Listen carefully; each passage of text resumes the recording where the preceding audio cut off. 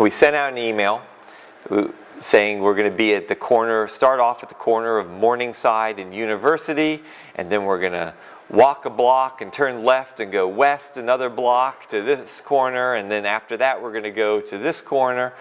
And people loved it. It became kind of this scavenger hunt. The first pub crawl, we only had about 20 people, which we thought was a huge crowd. It included a sit-down dinner at the old Village Brewery, which is now defunct.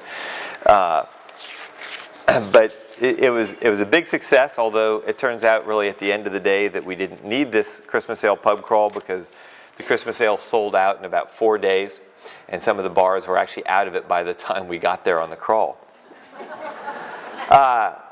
Last year we had a pub crawl that had 1,500 people on it. Our pub crawls have actually become a victim of their own success because think of a lot of your favorite watering holes. Now imagine 1,500 people in that watering hole. We've had to reinvent it several times, how we do it so that we could handle these big crowds. More recently, we've started using some of these newfangled social media tools, like MySpace, which has become so unhip so quickly, Facebook and Twitter. Twitter, I think, is really interesting. Our population of Twittering customers is about 3,800 people. We've got 4,000 on Facebook, so we have about the same number of people on Twitter and Facebook. And you compare that to our 30,000 people on our newsletter. It's just over 10%. Yet this small community is super loyal, very active, very plugged in, literally and figuratively. And these people are the information junkies. I mean, you send a note to them, they love to spread the word. They love to be the center of information, kind of the gatekeepers.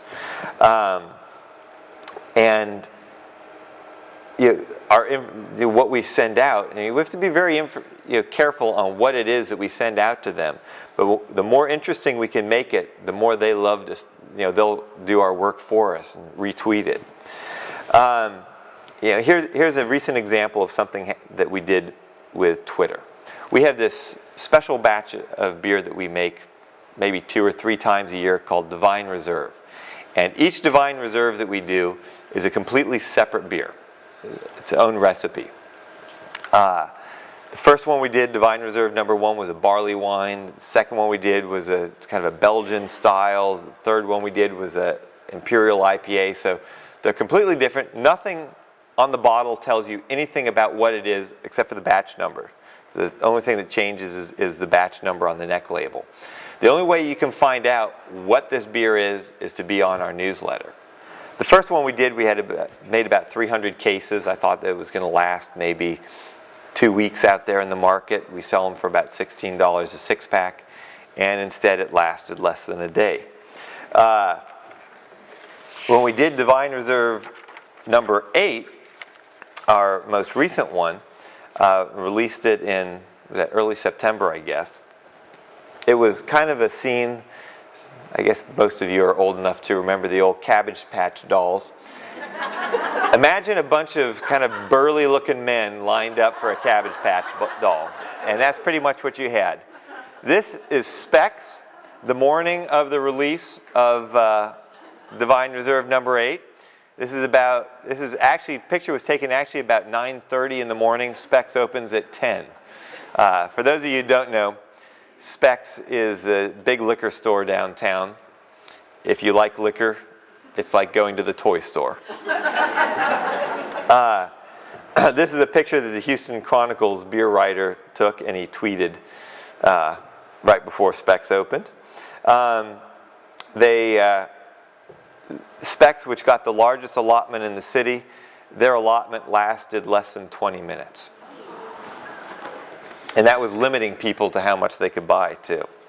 But then what happened, because the beer was shipped to grocery stores all around town, is on Twitter, people would go, they would find it at a grocery store, they'd find a stack of it, and they would use the #DR8 hashtag and Twitter where they had found it and where there was a stash. And within 24 hours, there were hundreds of postings going up on, hey, I found a little bit here, and people all started communicating with each other.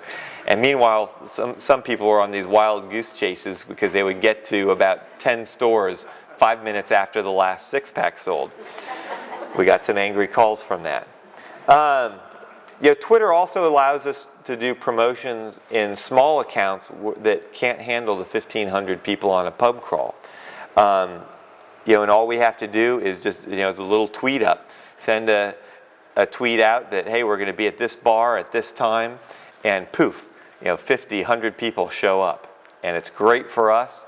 Our community of customers loves it, and the bar loves it. We also use social media to point people back to our website. I've been talking about all these very proactive forms of communication. You certainly don't want to forget about your website. People love to go to the website to get information. And sometimes we'll send out a tweet with a little bit of trivia. First person to come up with some piece of trivia that's hidden, some piece of information that's hidden someplace on our webpage gets a pint glass, or if we have extra tickets to an Astros game, that's another great thing. We have season tickets for the Astros, and actually our employees use most of them, but sometimes somebody has to cancel at the last minute, and nothing pains me more than tickets not being used. Well, suddenly it becomes this great prize at the last minute. Hey, whoever can come up with this piece of information gets the Astros tickets, and people go nuts. So it's kind of turning a potential negative into a positive.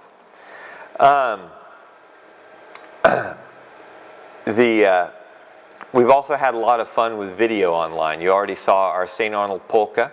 That was done by a student. Actually, he was still a student at the University of North Texas. He did such a great job that we hired him, and now he's one of our brewers.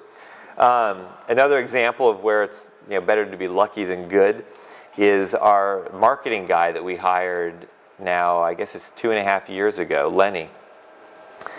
He was a TV journalist who worked at he was a sports anchor for a Beaumont TV station, but he really wanted to work for a craft brewery, and he loved St. Arnold. He'd drive in from Beaumont to attend our events, and he seemed like a really good guy, and I'd love to hire him when we got to the point that we needed a marketing and events person.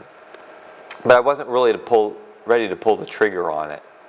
And he kept pestering me, and then he asked me about other breweries to contact, and I kind of helped him some. And then I went to the Great American Beer Festival in Denver, and there I found him walking around the floor with koozies with his name and phone number printed on them, and he was handing them to every single brewery. So I said, I need to hire this guy. So we did. And I think it's really important to have that kind of a person on your staff, because today, with the information technology being what it is, we're all kind of basically creating our own TV stations and media outlets, news outlets. He does our video news. We do these little blurbs. It's a great way to do storytelling, to convey bits of information about your company.